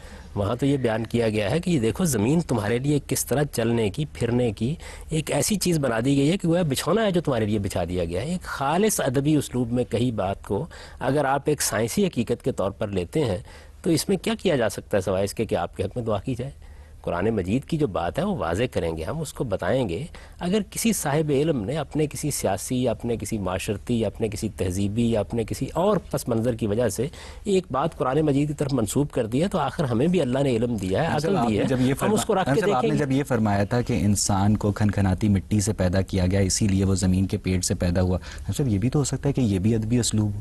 دیکھیے بات یہ ہے کہ وہاں تو ادبی اسلوب ہے, یہاں پر تو ایک حقیقت واقعہ جس کو بیان کیا جا رہا ہے کہ انسان کو طین لازب سے مٹی سے پیدا کیا ہے. ہم نے یہ بتایا ہے کہ ہم نے ہر زندہ چیز پانی سے پیدا کی ہے. یہ بات کہ کون سی چیز ادبی اسلوب ہوتی ہے اور کون سی چیز ہوتی ہے کہ جس میں ایک حقیقت واقعہ کا بیان کرتے ہیں, یہ ہم سب جانتے ہیں. مثلا میں اگر آپ سے یہ کہوں کہ میں چڑیا گھر گیا تھا, وہاں میں نے شیر دیکھا, تو آپ یہ کہیں گے کہ یہ شعر یہاں مجازی مفہوم میں استعمال ہوا ہے. لیکن میں جب انیس کا مصرع پڑھوں گا کہ کس شعر کی آمد ہے کہ رن کانپ رہا ہے, آپ بھی جانتے ہیں میں بھی جانتا ہوں کہ یہاں پر مجاز کا اسلوب اختیار کیا گیا ہے. تو جب قرآن یہ کہتا ہے کہ وَإِلَى الْأَرْضِ كَيْفَ سُطِحَتْ, زمین کی طرف دیکھو کیسے بچھا دی گئی ہے, مجھے یہ بتائیے, میں اس کا سادہ ترجمہ کر رہا ہوں, اس میں زمین کے چپٹے ہونے کا تصور کہاں سے آ گیا؟ زمین بچھی ہوئی ہے, زمین ایک بچھونا ہے, زمین ہمیں اپنے اندر لیے ہوئے ہے, زمین ہمارے لیے ماں کی طرح ہے. یہ ساری چیزیں جتنی ہیں وہ زمین میں اللہ تعالیٰ کی جو عظیم رحمت ہمارے لیے اس کو بیان کر رہی ہے.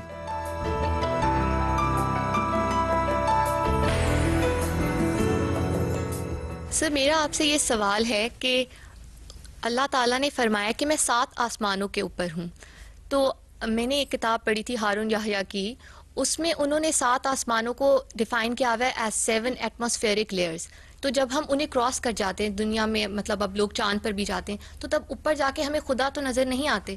تو اس کو آپ کس طرح سے مطلب کریں گے؟ جو اسلامک اسکالرز جو ہیں قرآن کی آیات کا اس طرح ایکسپلینیشن دے دیتے ہیں, تو اس کے بارے میں آپ کا کیا یہ بات کبھی نہیں کی. قرآن تو اس کی نفی کرتا ہے. وہ تو یہ کہتا ہے خدا نہ زبان میں پابند ہے نہ مکان میں پابند ہے. میں نے قرآن مجید کی اس سے پہلے یہ آیت آپ کو سنائی تھی جس میں قرآن نے یہ اعلان کیا ہے کہ نہ یہ کہا جا سکتا ہے کہ یہ چیز ہے جس سے اوپر خدا ہے, نہ یہ کہا جا سکتا ہے یہ چیز ہے جس سے نیچے خدا ہے, نہ یہ کہا جا سکتا ہے کہ خدا سے پہلے یہ چیز تھی, نہ یہ کہا جا سکتا ہے کہ فلاں چیز خدا کے بعد ہوگی.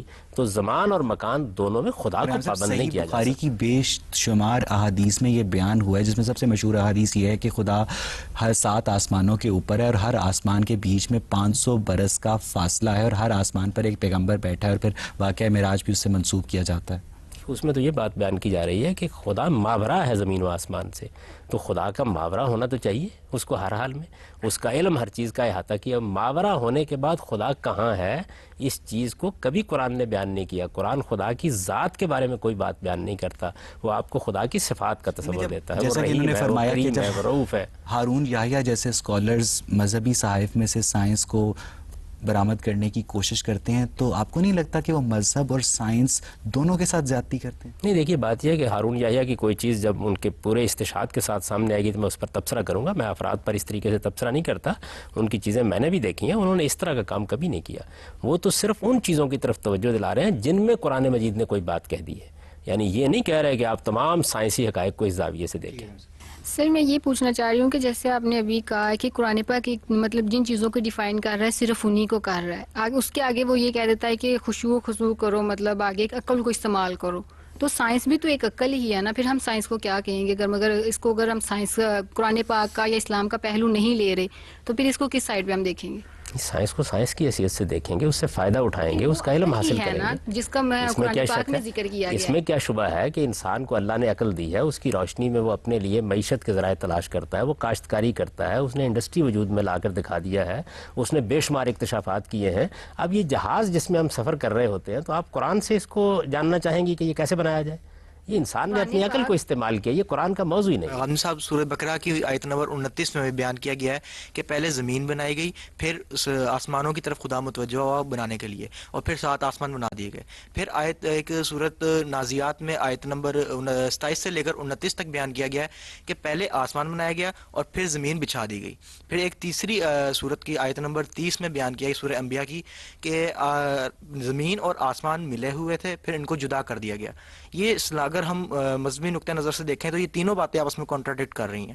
جبکہ اگر ہم اس کو بگ بینگ تھیوری دیکھیں تو وہ کہتا ہے کہ ایک الگ بالکل سوچ، ایک نئی سوچ بتاتا ہے. تو اگر ان دونوں باتوں کو آپ کس نقطہ نظر سے دیکھتے ہیں؟ دیکھیے بات یہ کہ اس میں کوئی تضاد نہیں ہے. اس میں یہ بیان کیا گیا، قرآن نے اس کی وضاحت کر دی ہے سورہ سجدہ میں، کہ زمین و آسمان 2 ایام میں، اور ایام کے بارے میں بھی بتا دیا ہے کہ ان کو اپنے ایام پر قیاس نہ کریں، اپنے دنوں پر قیاس نہ کریں. خدا کے دن تو بعض اوقات 50,000 سال سے بھی زیادہ کے ہوتے ہیں. تو اللہ تعالیٰ نے 2 دنوں میں زمین و آسمان کو تخلیق کیا. پھر بتایا ہے کہ ایک پورا عمل زمین کے اوپر گزرا جس میں زندگی کے جو آثار ہیں اور اس کے عوامل ہیں وہ پیدا کیے گئے. پھر اللہ تعالیٰ نے آسمان کو بھی اسی طریقے سے ایک ترتیب کے ساتھ وہ صورت دی جو اب دی گئی ہے. تو یہ چیز ہے جس کو بیان کیا گیا. اب قرآن مجید کہیں اس کے اس حصے کو بیان کر دیتا ہے، کہیں اس حصے کو بیان کر دیتا ہے. وہ کوئی سائنسی بیان نہیں دے رہا ہوتا، بلکہ آپ کو اللہ کی آیات کی طرف توجہ دلا رہا ہوتا ہے. مگر بات میری یہ کہ دیکھیں 3 جگہ، یعنی کہ ایک جگہ بھی نہیں 3 جگہ کانٹراڈکشن آ رہی ہے کہ پہلے کہا گیا کہ پہلے زمین بنائے گی پھر آسمان بنایا گیا، پھر کہیں کہا گیا کہیں آسمان بچھایا گیا پھر زمین بچھائی گئی. فرض کر لیتے ہیں سورہ بقرہ کی آیت پڑھی، اس میں کہا گیا ہے، اس میں یہ بیان کیا گیا ہے کہ پروردگار نے زمین کو تمہارے لیے بنایا، اس میں اپنی ساری نعمتیں رکھیں اور پھر آسمان کی طرف متوجہ ہوا اور اس کو بھی استوار کر دیا. یہ بالکل اسی پروسیس کا بیان ہے. کسی جگہ زمین سے شروع کر کے آسمان پہ بعد میں جو کام ہوا ہے اس کو بیان کر دیا، کسی جگہ تخلیق کے ابتدائی مراحل بیان کر دیے ہیں. ایک عمل جب آپ کرتے ہیں، آپ مکان بناتے ہیں، تاج محل کی تعمیر کر رہے ہوتے ہیں، تو کبھی آپ یہ کہتے ہیں کہ ہم نے اینٹ پتھر گارا نقشہ بنایا، اس کے بعد ہم نے تاج محل کو اٹھانا شروع کر دیا. کبھی آپ بیان کرتے ہیں کہ ہم نے برجیاں بنائی، پھر اس کے بعد ہم نے یہ معاملہ شروع کر دیا. تو بعض اوقات آپ ایک ہی چیز جو کئی ادوار میں ہوئی ہے اس کو مختلف مراحل میں بیان کر رہے ہوتے ہیں. ان مختلف مراحل کو قرآن مجید نے بیان کر دیا. خالص انسانی سے جو ذہن ہے، وہ حیات جو بعد از بہت حیات ہے، اس کو بڑی مشکل سے وہ سمجھتا ہے. لیکن سورۃ بقرہ کی آیت نمبر 260 میں ہے کہ حضرت ابراہیم نے بھی اس وقت تک یقین نہ کیا اس بات پہ جب تک انہوں نے جانوروں کو زندہ ہوتے نہ دیکھا. تو ایک جب پیغمبر بھی فزیکل ہیپننگ سے وہ اپنے ایمان کو کنسالیڈیٹ کر رہا ہے، تو اس طرح ایک عام آدمی کے لیے یہ کیسے ممکن ہوگا؟ ذرا وہی آیت پڑھی، اس میں کیا بات ہے. جیسے ہی انہوں نے یہ سوال کیا، پہلا اس کا سوال اللہ تعالیٰ کا یہ تھا کہ کیا تم ایمان نہیں رکھتے؟ تو انہوں نے کہا کہ نہیں، پورا ایمان رکھتا ہوں میں، اس میں تو کوئی سوال نہیں، اطمینان قلب کے لیے پوچھ رہا ہوں. تو اطمینان قلب کی تو کوئی حد نہیں ہے. تو اس وجہ سے ہم علم و عقل کی بنیاد پر مطالبہ ایک عام آدمی کر دے تو یہ بات یہ ہے کہ عام آدمی مطالبے کرتا رہتا ہے بہت سے. اللہ تعالیٰ بہت سے مطالبات پورے کرتے ہیں. اللہ تعالیٰ تو کہتے ہیں کہ ہم عام انسانوں کو بھی آفاق اور انفس میں اپنی آیات دکھاتے ہیں. میں تو کہتا ہوں اس وقت سائنس نے جو اکتشافات کیے ہیں اور جس سے غیر معمولی مذہبی حقیقتیں واضح ہوئی ہیں، یہ سب بھی اللہ تعالیٰ کی طرف سے انسان کا مطالبہ ہے جس کو پورا کر دیا اللہ تعالیٰ نے. قلب کوئی 2 مختلف چیزیں ہیں. جی بالکل، اس میں کیا شک ہے. دیکھیے میں عقلی لحاظ سے ایک چیز پر مطمئن ہو جاتا ہوں، اس کے بعد میں یہ چاہتا ہوں کہ مجھے اس میں مزید یقین حاصل ہو جائے. سائنس میں ایسا ہی ہوتا ہے، بعض اوقات ایک نظریہ پیش کیا جاتا ہے، آپ اس پہ یقین کرتے ہیں. عام آدمی تو پھر اطمینان قلب حاصل نہیں کر سکتا. عام آدمی بھی اطمینان قلب حاصل کرتا ہے، اس کو بھی اللہ نے اتنی عقل دی ہے، اتنا علم دیا ہے. ایک عام آدمی یہ مطالبہ نہیں کر سکتا کہ خدا سے کہ تم میرے سامنے مردوں کو زندہ کرو تاکہ میں اطمینان قلب حاصل کروں. پیغمبر تو کر سکتا. میں تو عرض کر رہا ہوں کہ عام آدمی کے مطالبات تھے جس کو اللہ تعالیٰ نے سائنسی اکتشافات سے دیکھیے کس شان کے ساتھ پورا کیا ہے. ہم لوگوں کو بتانے کی کوشش کرتے تھے کہ ایک وقت آئے گا آپ کا سارا ریکارڈ مرتب کر کے پیش کر دیا جائے گا. لوگ تعجب کرتے تھے، آپ کمپیوٹر میں آپ وہی کچھ کر رہے ہیں. تو اللہ تعالیٰ آفاق میں بھی اپنی نشانیاں دکھاتے ہیں، انفس میں بھی دکھاتے ہیں. اللہ تعالیٰ قیامت کے دن یہ بات ہوگی کہ ہمارا ریکارڈ ہوگا. سائنٹیفکلی یہ بات پروف ہو چکی ہے کہ ہم جب کچھ بولتے ہیں تو وہ اب ہمارے جو الفاظ ہیں، یہ ورڈز ہیں، وہ ہوا میں یا ایئر میں وہ ریکارڈ ہو جاتے ہیں. تو آپ اس کو کیسے ریلیٹ کریں گے اس بات سے؟ میں نے اسی کی طرف توجہ دلائی ہے. یہ پوچھ رہے تھے کہ ہمارے اطمینان قلب کے لیے کیا ہوتا ہے. میں کہتا ہوں کہ اس زمانے میں تو اللہ تعالیٰ نے ایسی نشانیاں اپنی دکھا دی ہیں کہ وہ اطمینان قلب ہی کا نہیں، اس سے آگے بھی کچھ چیزوں کا ذریعہ بن رہی ہیں. تو اللہ تعالیٰ عام لوگوں کے لیے بھی کرتا ہے، پیغمبر کے ساتھ براہ راست مکالمہ ہو جاتا ہے.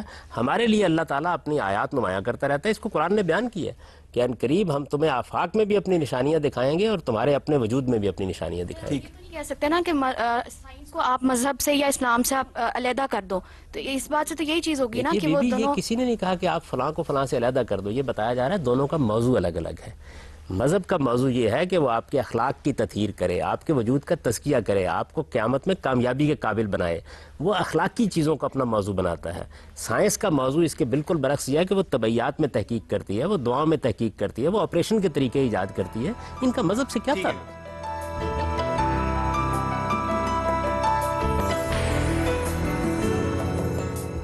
غامدی صاحب آپ نے یہ بات کی ہے کہ آپ نے سب سے پہلے کہا تھا کہ قرآن مجید جو ہے ایک مکمل کتاب ہے، ٹھیک ہے، ہر ایک کا الگ پرسیپشن ہوتا ہے قرآن مجید کو لینے میں. اسی طرح قرآن مجید میں آیا ہوا ہے کہ کائنات جو ہے ہم نے پیدا کی اور انسان کا ہے کہ وہ اب اس کو ڈسکور کرے. تو کائنات کے اندر پورا سائنس نہیں آتا. ڈونٹ یو تھنک آپ دونوں کو کہہ رہے ہیں الگ موضوع ہے، ٹھیک ہے، لیکن don't you think science is in Islam?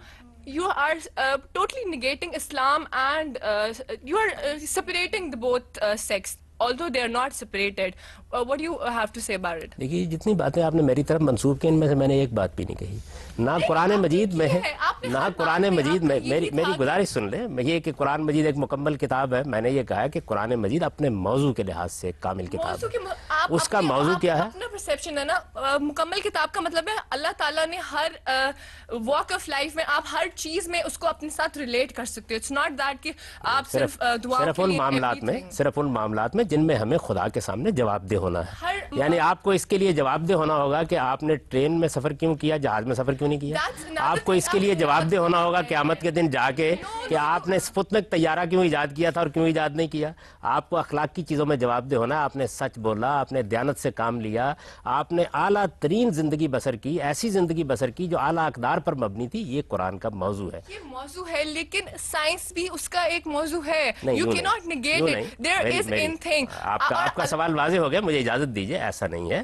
دیکھیے قرآن مجید میں کوئی سائنسی چیز کب زیر بحث آتی ہے؟ اس وقت زیر بحث آتی ہے جب مثلا قرآن توحید پر دلائل دے رہا ہوتا ہے، آخرت پر دلائل دے رہا ہوتا ہے. اس کے ضمن میں وہ بات زیر بحث آتی ہے. کسی چیز کا موضوع ہونے کا مطلب یہ ہوتا ہے کہ اس کو موضوع بنا کر اس پر گفتگو کی جا رہی ہے. یہ قرآن نے کہیں نہیں کیا. قرآن آپ کے گھر میں موجود ہے. آذرا کرم ذرا مجھے بتا دیجئے کہ اس وقت آپ کی طب نے جو ترقی کی ہے یہ کس آیت کے تحت کی ہے؟ ذرا بتا دیں مجھے. لیکن عقل و فہم ہم نے قرآن مجید سے ہی حاصل کیا نا کہ آپ نے اور ڈسکور کرنا ہے پوری کائنات کو، ٹھیک ہے. اسی کے اندر یہ جو آپ قرآن کی طرف جو بات، میری گزارش، جو قرآن کی طرف آپ بات منسوب کر رہی ہیں، یہ قرآن نے کہاں کہی ہے کائنات کو ڈسکور کرو؟ اللہ تعالیٰ نے خود کہا ہے کہ کائنات میں نے بنائی. اور میں تو پوچھ رہا ہوں کہاں کہا ہے؟ قرآن مجید نے کہیں نہیں کہی یہ بات. قرآن کائنات کی طرف آپ کو توجہ دلاتا ہے کہ غور کرو اس کائنات کے اوپر اور جانو کہ یہ کس کی تخلیق ہے. وہ خدا کے وجود کی طرف آپ کو متوجہ کر رہا ہے، آخرت کی طرف متوجہ کر رہا ہے. خدا کے وجود کی طرف متوجہ نہیں کرتا کہ آپ یہ سائنس کا موضوع نہیں ہے. دیکھیے سائنس کا موضوع یہ ہے کہ وہ کائنات کا مطالعہ کرے، اس کے قوانین اور لاز کا مطالعہ کرے، اس کی بنیاد کے اوپر چیزوں کو ایجاد کرے، اس کی بنیاد پر آپ کی زندگی کے اندر راحت پیدا کرے. یہ سائنس کا موضوع ہے. مذہب کا موضوع اس کے بالکل برخلاف یہ ہے کہ آپ کو یہ بتائے کہ ذات خداوندی کی صفات کیا ہیں، آپ کو قیامت میں کیا پیش آنے والا ہے. اصل موضوع یہ ہے. اس وجہ سے کہیں ضمناً ذکر آتا ہے، جس طرح سائنس کبھی ضمناً مذہب کا بھی ذکر کرتی ہے تو ڈاکٹر بھی کرتا ہے. ایک ڈاکٹر مثال کے طور پر دوا کر رہا ہوتا ہے، کہتا ہے اللہ آپ کو شفا دے، تو اس کا مطلب یہ ہے کہ طب کا موضوع مذہب بن گیا. ٹھیک ہے. ہم صاحب اب بات یہ ہے کہ سورہ ملک کی 5ویں اور سورہ صافات کی 6، 7ویں اور 8ویں آیت میں ستاروں کی تخلیق کا مقصد یہ بتایا گیا ہے کہ وہ شیاطین کو مارتے ہیں تاکہ شیاطین اوپر کی باتیں یعنی خدا کی باتیں نہ سن سکیں. پہلی بات.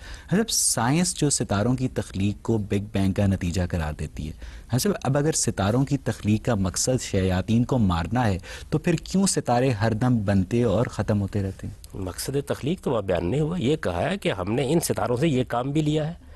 یعنی جس طریقے سے دنیا کے اندر اللہ تعالیٰ بے شمار چیزوں سے بعض کام لے رہے ہیں، آپ بھی لے رہے ہیں.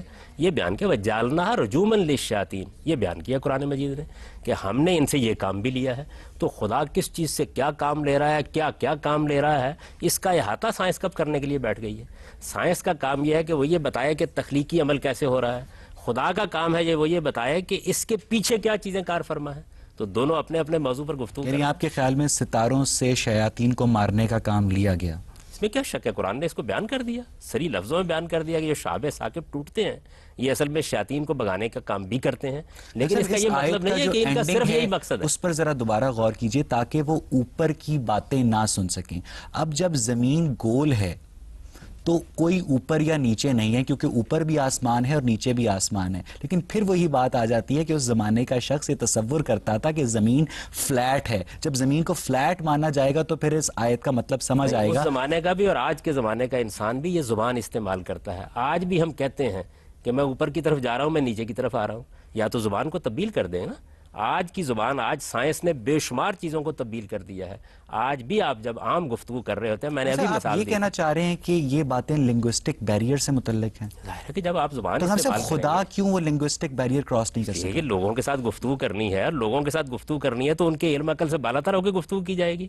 میں آج گفتگو کروں گا تو میں آج کی زبان بولوں گا جو لوگ زبان سمجھتے ہیں، یعنی اس کے اندر سے آپ سائنس برآمد کرنے کی کوشش کر رہے ہیں. سیدھی سی بات ہے، آج بھی ہم کہتے ہیں کہ اوپر والا جانے، تو ظاہر ہے کہ اوپر والا جانے جب ہم بولتے ہیں تو اس میں کسی سائنسی حقیقت کی نفی نہیں کر رہے ہوتے.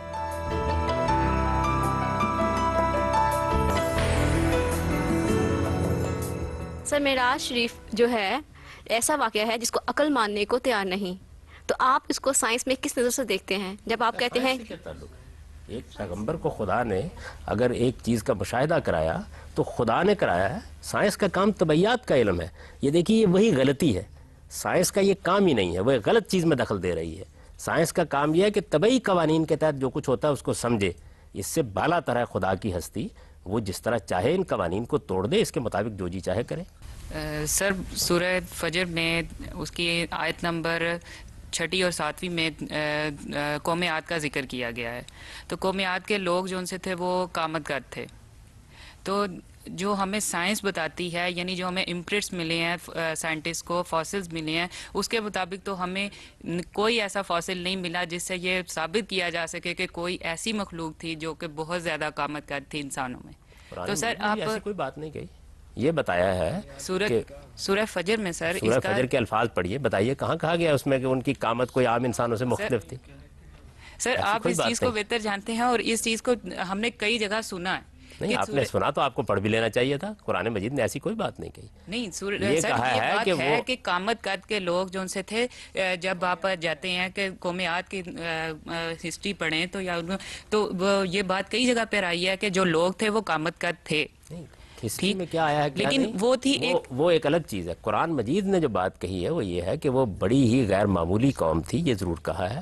اور یہ ضرور کہا ہے کہ لم یخلق مثلھا فی البلاد، اس سے پہلے ایسی جسمانی قوت والی قوم کوئی نہیں ہوئی، یہ بات کہی ہے. لیکن اس میں کہیں نہیں کہا کہ ان کا قامت ہم سے زیادہ تھا یا کم تھا. اس طرح کی کوئی بات قرآن میں ہے. گاندھی صاحب اب میری اس بات سے کمپلیٹلی اگری کریں گے. قرآن پاک میں یہ ایک آیت ہے جو کہ یہ بیان کری کہ اللہ تعالیٰ فرما رہے ہیں کہ ہم نے اس دنیا میں جو جتنے مخلوقات ہیں ان کو جوڑوں میں پیدا کیا. جبکہ ہم اگر اب جیسے جیسے ہماری نالج بڑھی اور ود ٹائم ہمیں یہ واضح ہو گیا ہے کہ انسانوں میں بھی صرف 2 جنسیں نہیں ہوتی، ایک تیسری جنس بھی ہے. اس کے علاوہ اگر ہم جانوروں میں بھی دیکھیں، کریچرز ہیں، ہمارے پاس ارتھ فارم ہے جو کہ جس میں میل اور فیمیل کا کوئی تصور نہیں ہے، وہ ایک ہی ہوتا ہے جو کہ خود بخود ریپروڈیوس کر رہا ہے. ہمارے پاس اور بھی بہت سی مثالیں ہیں. ہمارے پاس اسٹار فشز ہیں جو فریگمنٹیشن کے تھرو ریپروڈیوس کرتی ہیں.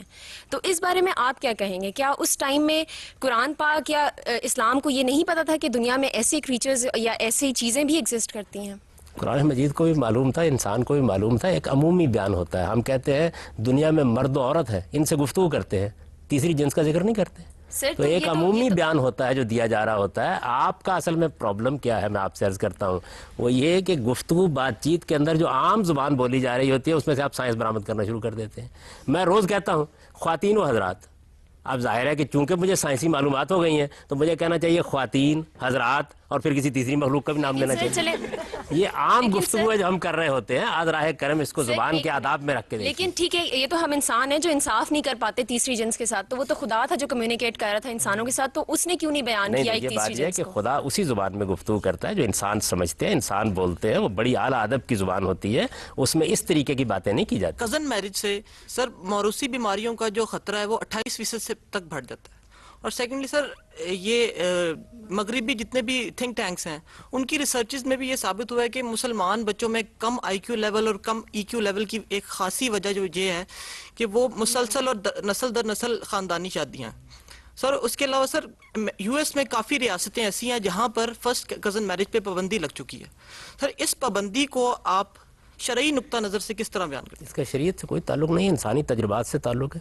جیسے سگریٹ پر پابندی آپ نے لگا دی ہے، کسی چیز کا ضرر معلوم ہو گیا، نقصان معلوم ہو گیا، علمی طور پر تحقیق سے یہ بات واضح ہو گئی کہ اس میں یہ نقصان ہے، پابندی لگائیے. نقصانات مذہب کا موضوع نہیں ہے، مذہب کا موضوع اخلاقی چیزیں ہیں. اس میں جو حرمتیں حلتیں رشتوں کی قائم کی گئی ہیں وہ اخلاقی اصولوں پر. سر سورہ انفال میں بھی اس بات کا ذکر ہوا ہے کہ آپ کی پھپھو کی بیٹیاں، آپ کی خالہ کی بیٹیاں آپ کے لیے جائز ہیں شادی کے لیے. سر جائز ہے، لیکن سر نہیں کہا گیا کہ واجب ہے ان سے شادی کر لیں آپ. سر نقصان دہ جائز تو بہت سے رشتے ہوں گے، وہ قرآن مجید جائز ناجائز کی بحث کرے گا اخلاقی پہلو سے. وہ یہ بتا دیا اس نے. اب کوئی نقصان سامنے آ گیا، کوئی ضرر سامنے آ گیا، اس کا فیصلہ آپ کیجئے. قرآن سگریٹ کو موضوع نہیں بنائے گا، کینسر کی تکلیف کو موضوع نہیں بنائے گا، اگر کسی چیز سے کوئی بیماری پیدا ہو رہی ہے اسے موضوع نہیں بنائے گا، وہ اخلاقی پہلو کو موضوع بنائے گا. یہی میں سمجھانے کی کوشش کر رہا ہوں. دنیا کے اندر جو ضرر رساں چیزیں ہیں وہ جیسے ہی آپ کی تحقیق میں آیا آپ بچیے ان سے، بڑی اچھی بات.